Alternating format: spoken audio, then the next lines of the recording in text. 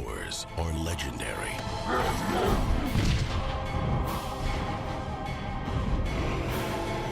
Their origins are unknown. Their methods are extreme. And the game is on. LXG, the League of Extraordinary Gentlemen.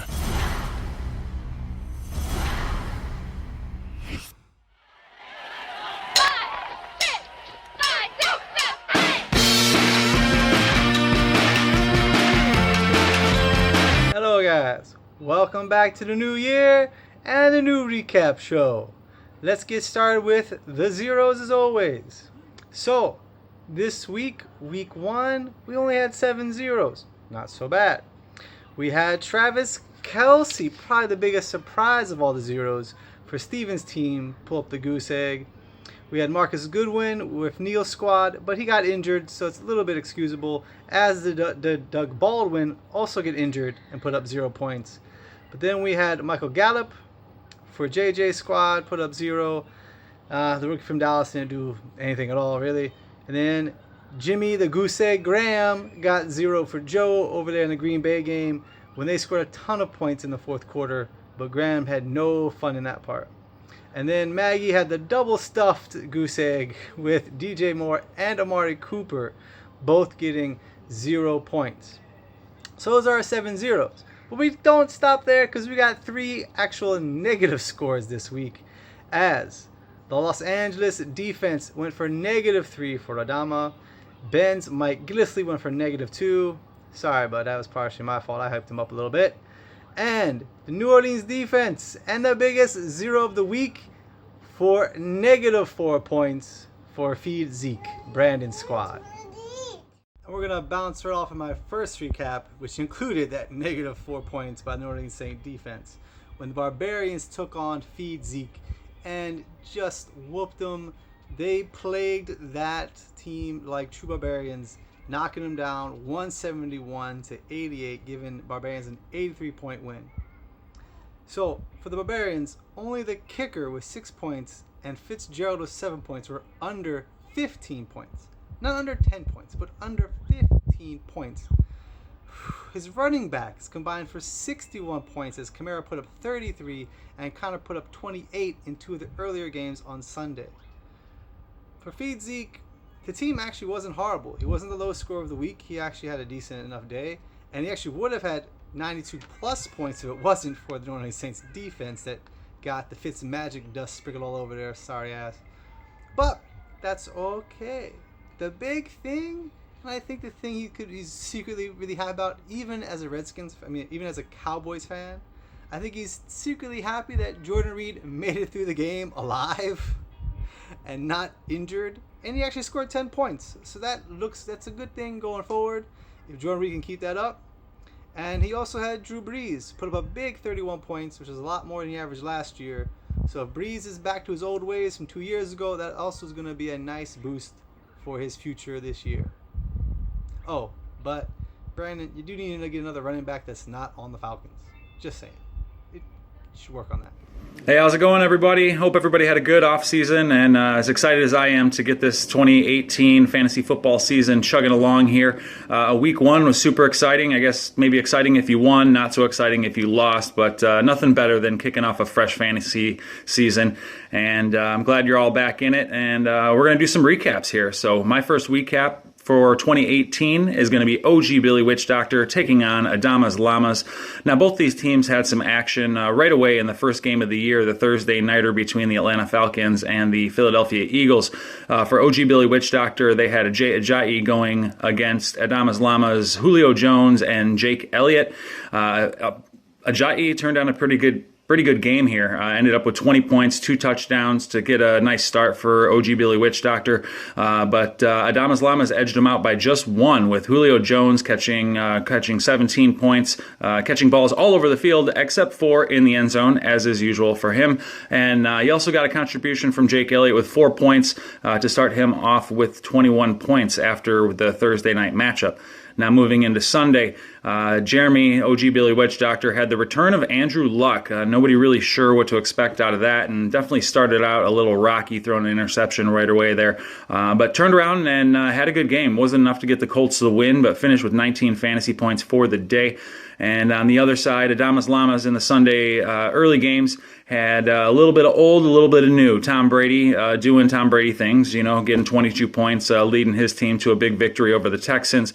While the newcomer, Saquon Barkley for the New York Giants, looked to be having kind of an average day and then busted off a nice big long run for a touchdown.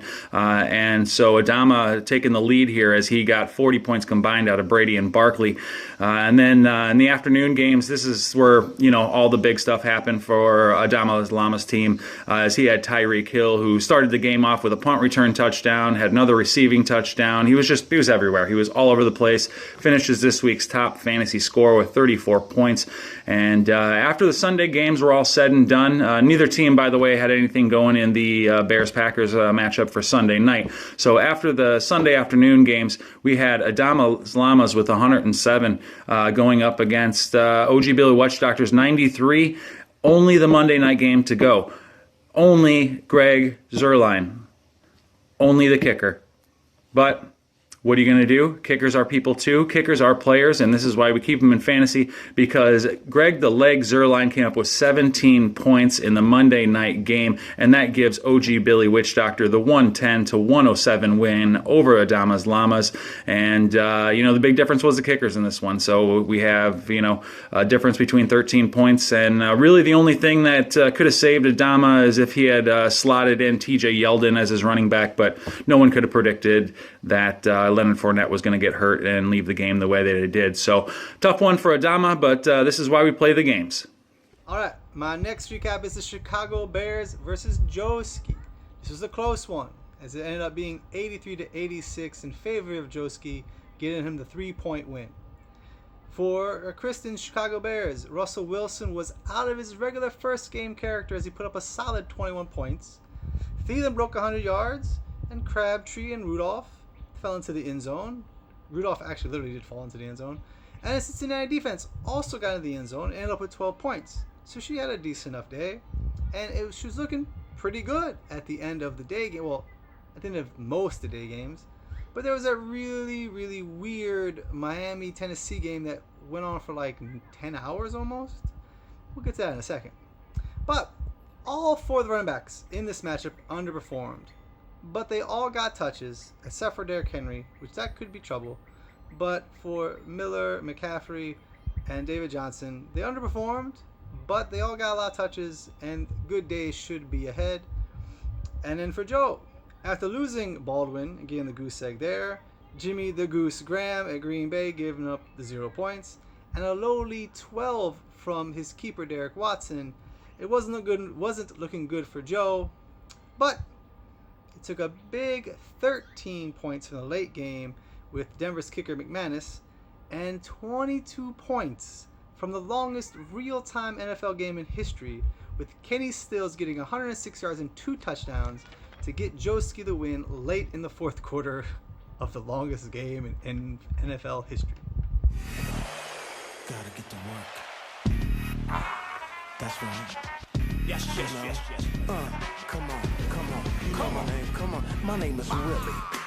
Beamon. I keep the ladies creaming, and all my fans got screaming. You can defeat me. You're dreaming.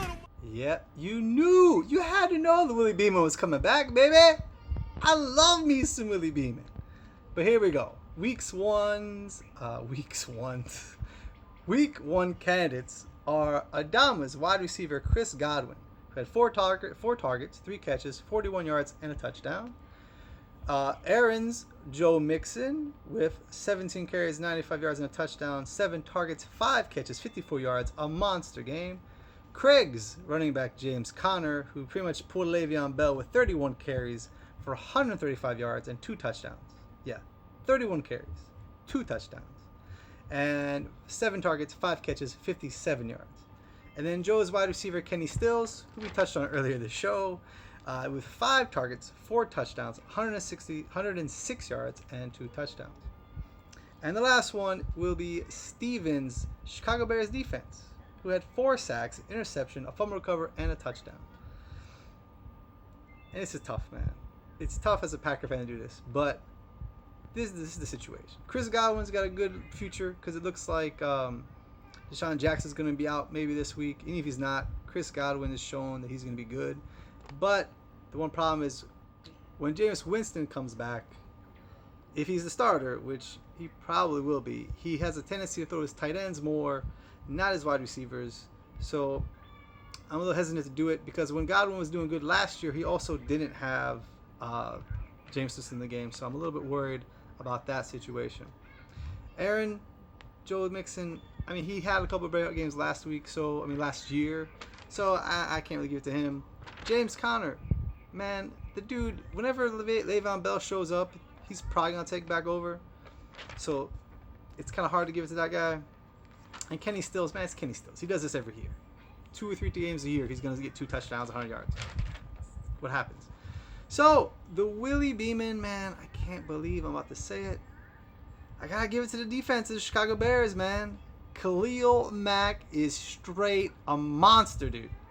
That guy terrorized the best quarterback in the NFL. Got a sack interception combo thing and returned one of them.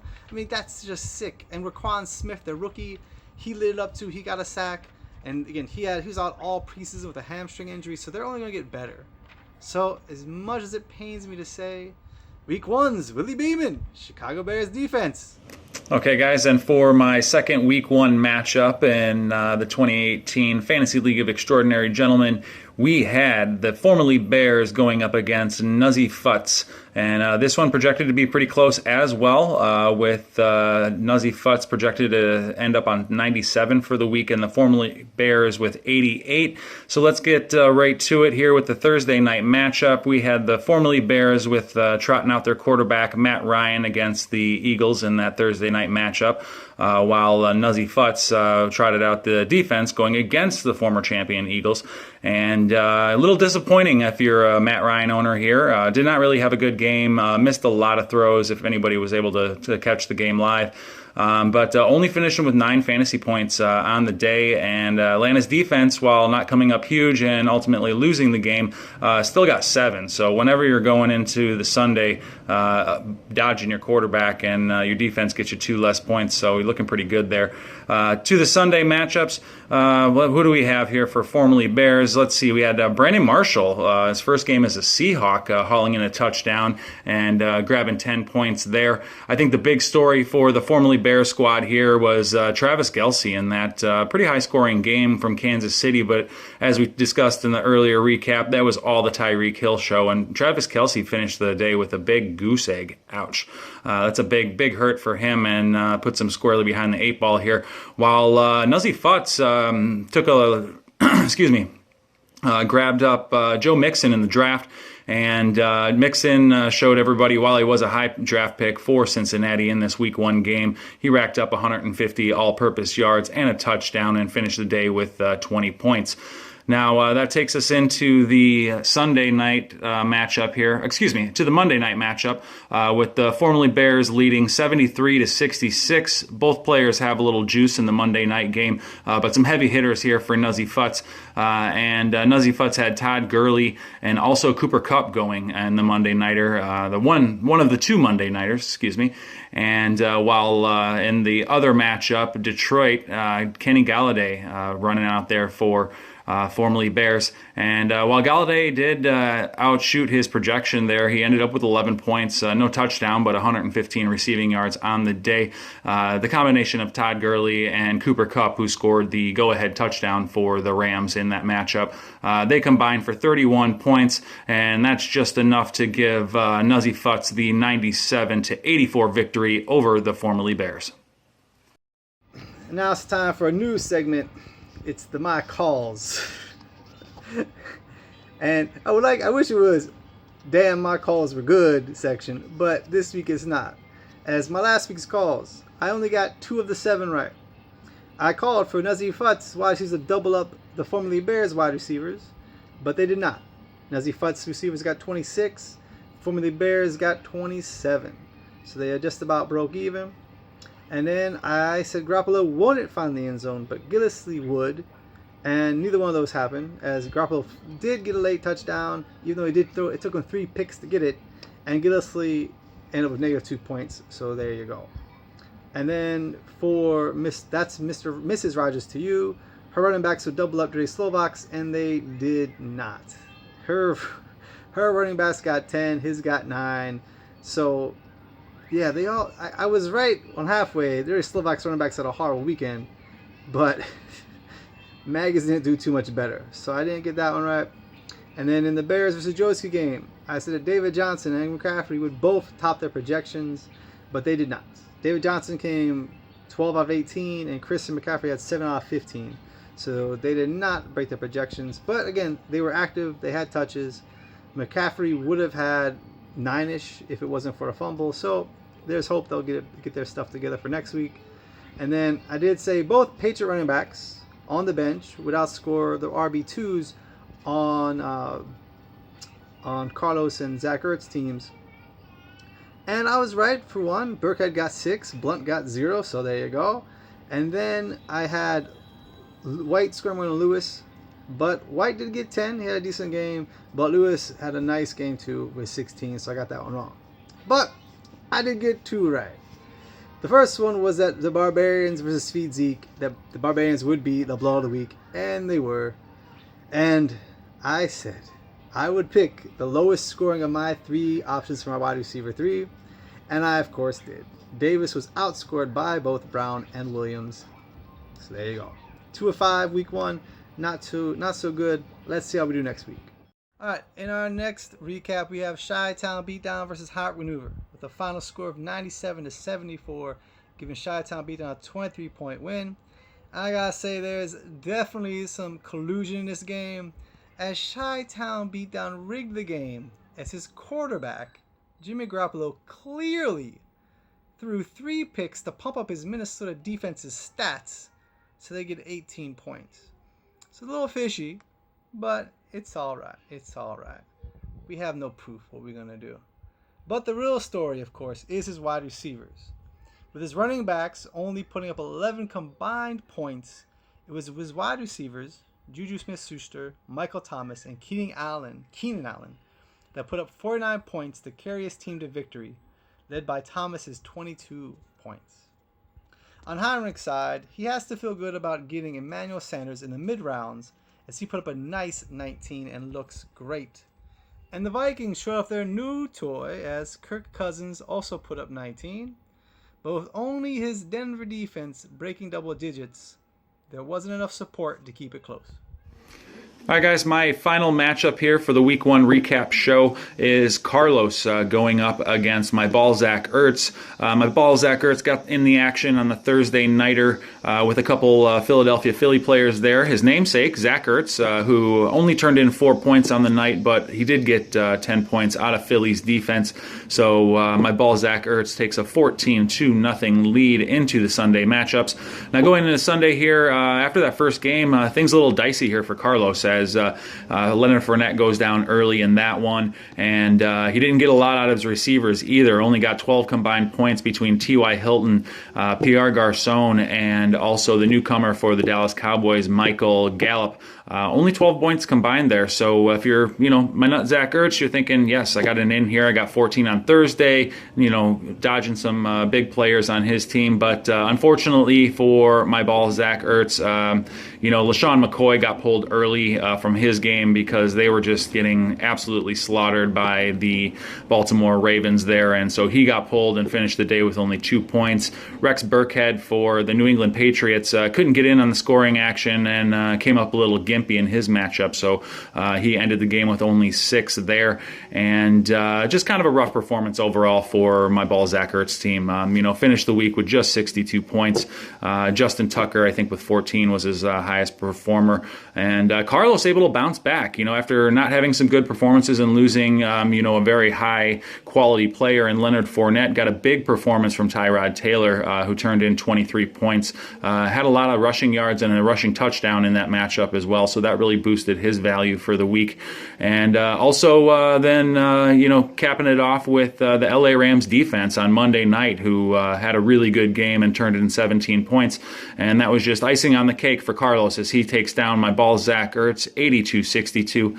And that's it for my week 1 recap. So for those of you guys who, took one on the chin this week 1, don't worry about it. It's early. It's just 1 week. And for those of you guys who pulled down a victory, hopefully you can keep it rolling. But for now, that's it for me. And we'll see you next week for the week 2 recaps. If I could turn back time, if I could find a way, I'd take back those words that'll hurt you, and you'd stay. I don't know why I did the things I did. And of course, you knew this was coming back. I mean, come on. Who doesn't love to share? And this week, okay, first of all, I gotta give the disclaimer. Okay, we were so close to this being the Mahomes Power Hour. And I thank you, Neil, for calling me out after all year of hyping him up. I put luck in just to see what would happen, and I almost paid the price. But luckily for me, I did not. We'll get to that in a minute, though. But our Cher Turn Back the Time has 2 candidates. With Kristen's, as she lost 83-86 to Joe, and Derrick Henry had 2 points. If she would have had Chris Thompson in instead of Derrick Henry, his 18 points would have easily given her the win. But that is not our Cher Turn Back the Time player of the week this week. No, my friends. This one will be Adama's Los Angeles Chargers defense, who scored -3 points as he lost 110-107. Now, you say, Jeremy, even if he had those 3 points back, he would have tied. Yeah, but the only other negative scoring defense in the league last week was the New Orleans Saints, who were also on Brandon's team. So if he would have picked up any other defense, he would have got enough points to get the win. And I told him in the preview show, if you don't watch it, it's his fault. But I said, you should probably get a new defense. Tyreek Hill, Kareem Hunt, 2 of your key players against the defense you're starting. It's not a good way to go about things, man. But hey, you live, you learn. And this week's Share Play of the Week is Los Angeles Chargers defense. In my final recap, I have the Dirty Slovaks versus That's Mrs. Rogers to You. In this game, we had a final score of 84-56, giving the Slovaks a 28-point win. This one was pretty ugly all around, as only 4 players on both sides got in double digits, and only 2 cracked 20 points, with the Slovaks, Mike Evans, and That's Mrs. Rogers to You, Aaron Rodgers, as the only 2 that broke into 20-point territory.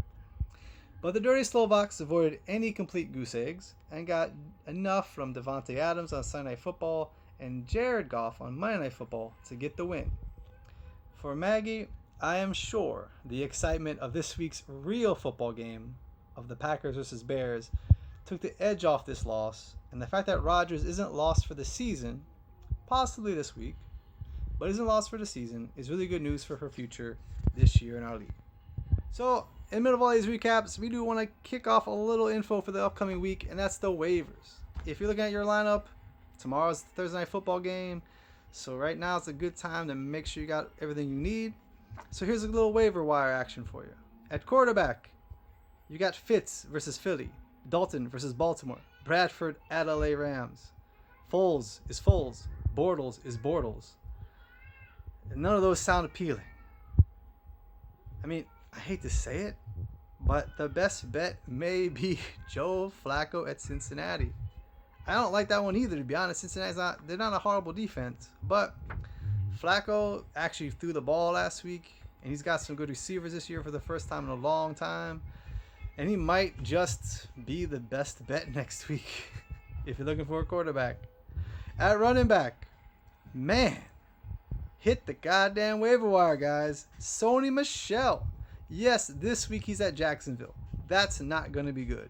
But you know what is good? Burkhead might be out of concussion. So he might be the only one they got. Him and James White. And James White is not a between tackles runner. Sony Michel will get, if he plays, he'll get some run. And if he doesn't, at some point this year, he's going to be a strong part of that Patriots rotation. So for all you guys looking for running back, I know there's quite a few of you, I would get on that waiver wire and put in a waiver wire for that guy right now. And then we also have two guys that are quite interesting, I think. Well, Frank Gore's not really interesting. He's about as boring as you can get. But the dude still had 60 yards. If he's going to get 60 yards every week, he's going to fall in the end zone every other couple weeks. Yeah, someone should probably pick up Frank Gore. I can't believe I'm saying it, but someone probably should. But the most intriguing is actually Javoris Allen with the Baltimore Ravens. They're going up against Cincinnati this week. So again, not the best matchup in the world, but Kenneth Dixon, who got the most runs last week, is now on IR. He's out for the year. He's done. So it's just him and Alex Collins. And Alex Collins, as we all know, if he fumbles, he's on the bench. And that's going to mean that's Buck Allen's game. Wide receiver. God, dude, there's so many people right now. There is 10 deep wide receivers right now if you need wide receiver help. The big couple for me, this week he had 14 points. Ted Ginn Jr., he is New Orleans' number 2 receiver. That's all you have to know. You're the number 2 receiver for Drew Brees. You're going to get points. Someone should probably pick him up. Bruce Ellington for Houston. He's going to be playing at Tennessee this week. That's not scary. And this isn't really a long-term thing. This is just until Fuller gets back. But for right now, Bruce Ellington's the number 2 receiver for the Texans. So if you need help this week, I'd look at him. Dante Pettis, San Francisco 49ers. Again, not a long-term play. But if Goodwin's out or limping around, and if he does play, he's going to get Darius Slay on him because they're playing the Lions this week, and Darius Slay is no joke. So I'd pick him up if I need some help. He scored 12 points last week. And the last one, probably the best one I think for year-long value out of the last, other than the last two, again, as I said, because of injuries are really nice. But Ryan Grant with the Indianapolis Colts. You know, you probably don't know who he is, and that's okay. But the guy had 9 targets. Out of all 4 of these guys, he had the most targets by far. With 9 targets, he caught 8 of them for 59 yards. He's got Andrew Luck back throwing the ball around. I would definitely pick that guy up if I needed some wide receiver depth. At tight end, man, oh man. What are you going to do? You going to take a flyer on Will Desley at Chicago? Dude had a good week last week, but I don't know, man. Even if he has 1 or 2 more good weeks in him, Ed Dixon's coming back, and he is their starter. So he'll be back, I think, in 3 weeks. So I don't know how much you want to invest in that guy. And then you got Vance McDonald coming back for the Pittsburgh Steelers. But Jesse James is there now, and we don't know how that's going to play out snap count-wise.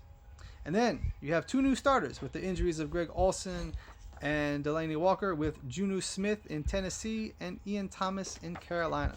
Again, if you need help at the tight end spot, pick them up, see what happens. Who knows? No, we just the Bears are what we thought they were.